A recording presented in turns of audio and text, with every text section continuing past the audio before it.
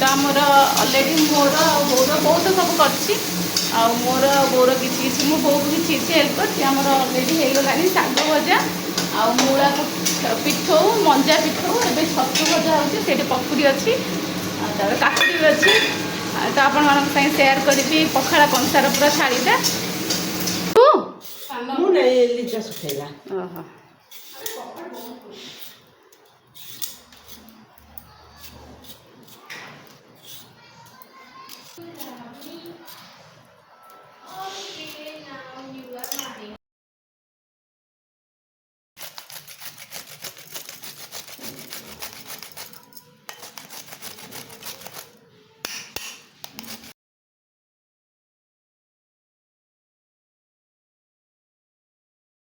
ପକେଇବୁ ଏବେ। ଏଇଟା ମୂଳାକୁ ଧୋଇକି ସରୁ ସରୁ ଛୋଟ ଛୋଟ କିନା କାଟି ଦେଇଥିଲି ହେଲା। ଆକୁ ପକେଇବ ଆଗରେ ପାଣି ଦେବନି, ତାକୁ ଖାଲି ସେମିତି ଦେବ। ହଳଦୀ ପକେଇଲେ ଲୁଣ ପକେଇଲେ ଓଲଟା ପାଲଟା କରିଦେଇକି ସେଥିରେ ନିଜେ ନିଜେ ପାଣି ଛାଡ଼ିବ।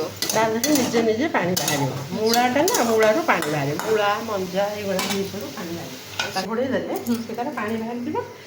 ଏଇ ଯେଉଁ ଚାଉଳ ବଟାରେ ଜିରା ଲଙ୍କା ଅଦା ରସୁଣ ସବୁ ମିଶିକି ମିକ୍ସ କରିକି ବାଟି ଦେଇଛି।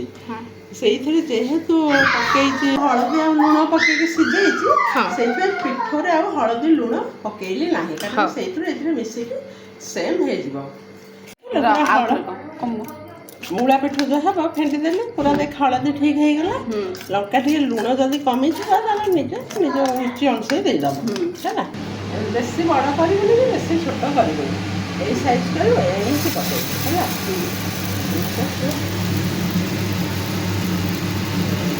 ଏଇଟା କେଉଁ ପିଠଉ? ଏଇଟା ହେଉଛି ମୂଳା ପିଠଉ। ଏଇଟା ମୂଳା ପିଠଉ। ଏଗୁଡ଼ା ସବୁ ଆମ ଦେଶୀ ଖାଦ୍ୟ, ଓଡ଼ିଆ ଘରର ଦେଶୀ ଖାଦ୍ୟ।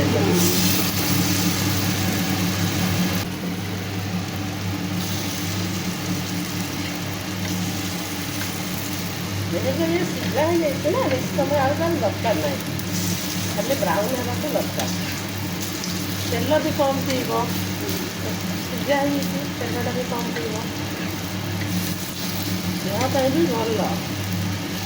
ମୂଳାକୁ ଲୋକମାନେ ଏମିତି ଖାଇବାକୁ ବେଶୀ ଭଲ ପାଆନ୍ତିନି, କିନ୍ତୁ ଏମିତି ପିଠଉ କରିଦେଲେ ଖାଇବାକୁ ବହୁତ ଭଲ ପାଆନ୍ତି। ପିଠଉଟା ବଢ଼ିଆ ଲାଗେ, ଜାଣିପାରିବେନି। ଏଇ ଦେଖ ବ୍ରାଉନ୍ ବ୍ରାଉନ୍ ହେଇଗଲାଣି, ଏବେ ପୁରା ଠିକ୍ ହେଇଗଲା ହେଲା। ଏବେ କାଢ଼ିଦେବା। ନଉନ ଗୋଟେ ଚାଖୁନ। ଦଉନୁ ଏକା ସାଙ୍ଗେ ଭାତ ସାଙ୍ଗରେ ଖାଇବି। ଚାଖୁନ ଗୋଟେ। ଆଉ ଦେ।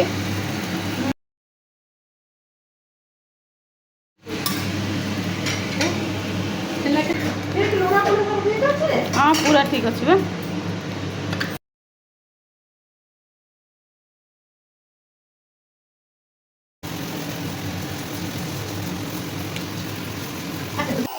ଏଇଟା କ'ଣ କରିବୁ?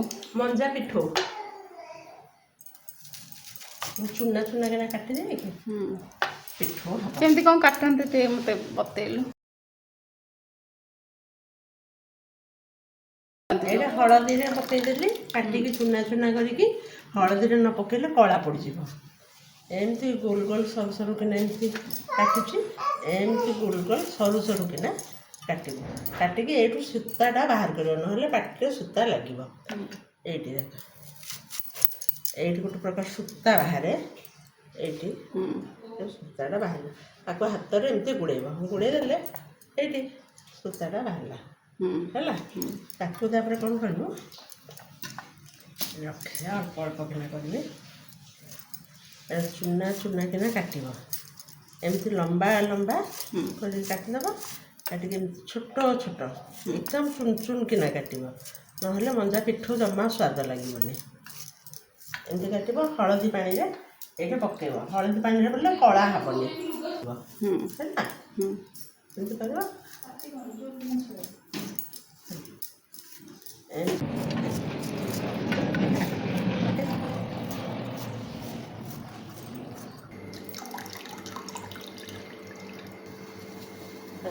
ମଞ୍ଜା ଯେଉଁ ବସିଲି ହଳଦୀ ପାଣିରେ ଦେଇଥିଲି ତାକୁ ଆଉ ପାଣି ଦେବୁନି, ପାଣି ନ ଦେଇକି ଏମିତି ସିଝେଇ ଦେବୁ ହେଲା।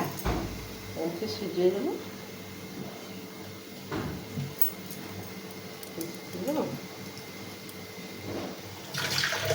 ଟିକେ ହଳଦୀ ପକେଇଦେବୁ। ଆ ଦେହରେ ହଳଦୀ ପକେଇଲେ ଆଉ ପିଠଉରେ ଆଉ ହଳଦୀ ପକେଇବା ଦରକାର ନାହିଁ। ଲୁଣ ଦେଇକି ସିଝେଇ ଦେଲେ ତାକୁ ଓଲଟା ପାଲଟା କରିକି ଘୋଡ଼େଇ ଦେବା ଆଉ କ'ଣ। ଏତେ ଓଲଟା ପାଲଟା କରିକି ଦେଲ ତାକୁ ଘୋଡ଼େଇ ଦେବ। ଘୋଡ଼େଇ ଦେଲେ 5 ମିନିଟ୍ ଭିତରେ ସେ ସିଝିଯିବ। ଜିରା ବାଟିଲି, ଅଦା ବାଟିଲି, ଆଉ ରସୁଣ ବାଟିଲି। ଅରୁଆ ଚାଉଳ, ଜିରା, ଅଦା, ରସୁଣ, ଲୁଣ ତ ତା ଦେହରେ ପକା ହେଇଛି, ସେଇଥିପାଇଁ ଏଇଥିରେ ପକେଇନି। ଲୁଣ ହଳଦୀ ଯେହେତୁ ତା ଦେହରେ ପଡ଼ିଛି ଏଇଥିରେ ପଡ଼ିନି। ଏଇଥିରେ ଖାଲି ଲଙ୍କା ଗୁଣ୍ଡ ଟିକେ ପଡ଼ିବ। ଏଠି ଲଙ୍କା ଗୁଣ୍ଡ ପକେଇଦେଲି। ରାଗ ଖାଇବାର ଦେଲେ ଏ ସାଙ୍ଗେ ସାଙ୍ଗେ ସିଝିଯାଏ। ହଁ, ଏ ମଞ୍ଜା ପୁଣି ଇଏରେ ସିଝିବନି କି ତେଲରେ। ଏବେ କାଟିଦେଲି ହେଲା। ସିଝିଗଲା, ପୁରା କାଢ଼ିଦେଲି। ଟିକେ ଥଣ୍ଡା ହେଲା ପରେ ଏଇ ଯେଉଁ ପିଠଉଟା ଗୋଳେଇକି ରଖିଛି ଆ ଦେହରେ ତାକୁ ପକେଇକି ଗୋଲ କିନା ତାୱାରେ ଭାଜିବି। ଥଣ୍ଡା ହେଲା ପରେ ସେଥିରେ ଏଇଟା ଟିକେ ଏଇ ମଞ୍ଜାଟା ଟିକେ ଥଣ୍ଡା ହେଲା ପରେ ପିଠଉରେ ଗୋଳେଇବ, ନହେଲେ ଭଲରେ ଧରି ପାରିବନି ହେଲା। ତାପରେ ମୂଳା ପିଠଉ ଦେଖିଲ, ଏଇଟା ହେଉଛି ମଞ୍ଜା ପିଠଉ ହେଲା। ସେମ୍ ଚାମଚରେ ହାତରେ ଦେଲେ କ'ଣ, ହାତରେ ଟିକେ ଲଙ୍କା ପକାଇଲ ପୋଡ଼ାପୋଡ଼ି ହେବ, ସେଥିପାଇଁ ମୁଁ ଟିକେ ଚାମଚରେ ଦେଇଦିଏ।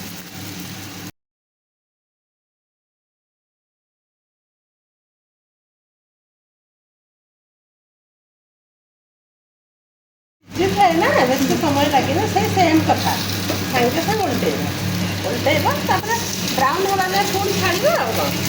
ଓଲଟା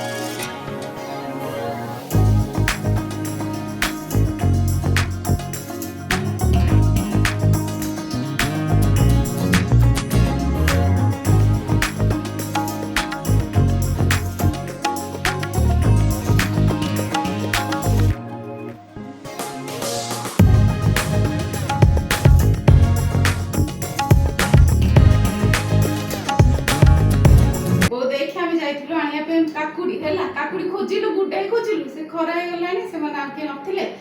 ଯାଇଥିଲୁ, ସେ କହିଲେ ଦେଖେ ଆଉ ଦେଶୀ କାକୁଡି ନୁହଁ, ଦେଖି କେମିତି କାକୁଡି ତ ଝିଅ ବାଛିକି ଆଣିଛି। ହଉ ହେଲା, ସେମାନଙ୍କ କାକୁଡି ଆଣିବା ଧନ୍ୟ ଧନ୍ୟ। ଆଉ ନଥିଲା, ଆଉ ଯାହା ହେଲେ ଗୋଟେ ନେଇ ଆସିଲୁ, ଆଉ କ'ଣ କରିବୁ।